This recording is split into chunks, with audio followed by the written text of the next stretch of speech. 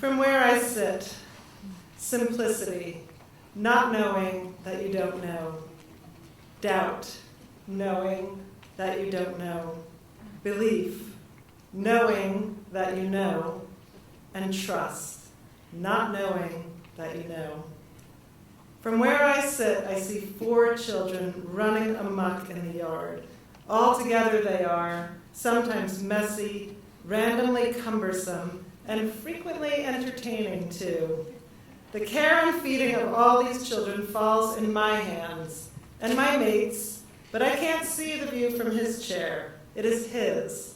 Like the time we looked out the very same window from 2 different angles, one saw winter, one saw spring.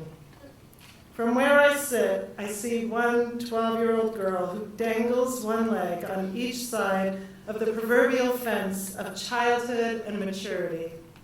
She hops off on occasion, running to one side or the other, building fairy houses in a rotten stump, constructing forts in the crook of a tree. The next day, or minute even, she leaps over the rail and lands directly in the exploration of her future self, playing with style and attitude and words and big, giant, adult-sized emotions, trying to familiarize herself with herself. From where I sit, squarely in the seat of middle age, I remember my own 12ness. If I close my eyes, it was yesterday that I stood where she now stands. My mantra has become, out of necessity, and so as not to addle her with my unfinished adolescence, I am me and she is she. I am me and she is she. It is and needs to be my constant verse.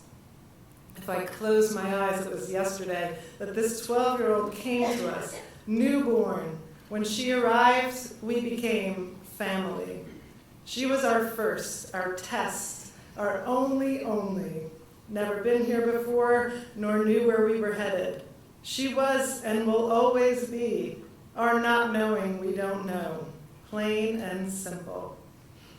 From where I sit, I see 8 sweaty 10-year-old boys playing Lord of the Flies Cirque du Soleil style on the 14-foot-high steel playground slide, equipped with rope ladders dangling and swings too of various handmade varieties. They climb and push and monkey their way around each other and around this world of theirs.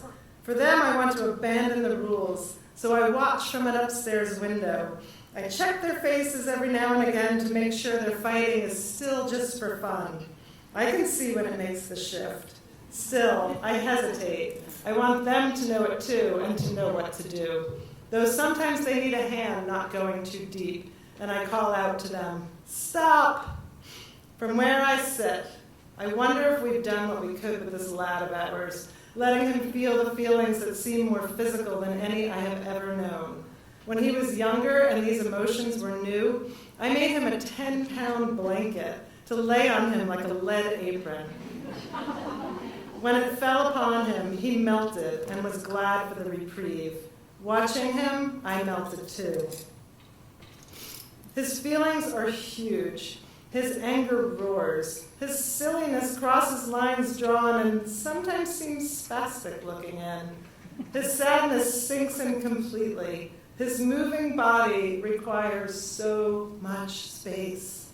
The learning curve of him is a wide and expansive arc.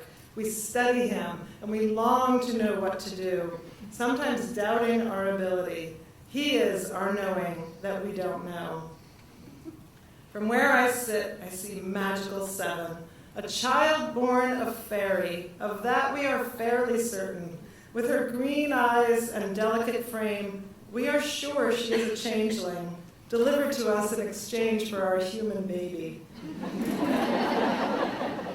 She is enchanting with her incessant creativity and ability to fall deep into lands of her own imaginings.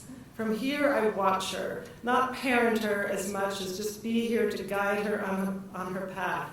She eats like a bird and moves like a ballerina on acid. Twirling, leaping, spinning, jumping, sometimes screaming uncontrollably at the end of it all.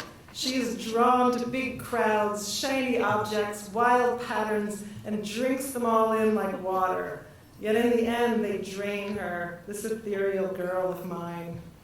From where I sit, I watch her entertain an individual or a crowd with her willingness and desire to be seen, to sing out of tune. And when they ask for a volunteer from the audience, her hand shoots up like lightning. She is sometimes loud and sometimes absurdly quiet, too. She is attractive and a tiny force to be reckoned with. With her in our midst, we hold belief and we trust that we know we know.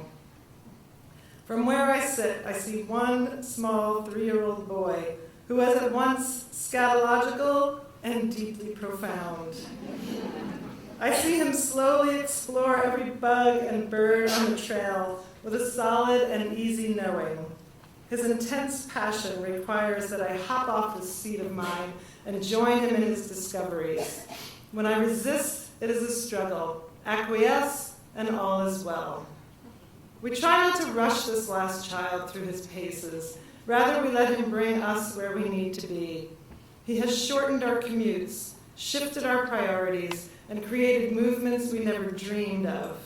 He has brought us all home, this wee boy born right here in this house, with the 5 of us serving as witness. He is our tipping point. He is the strange and quiet comfort of not knowing that we know. This we trust. Far away, I see one 85-year-old mother who delivered me here to this earth 45 years ago.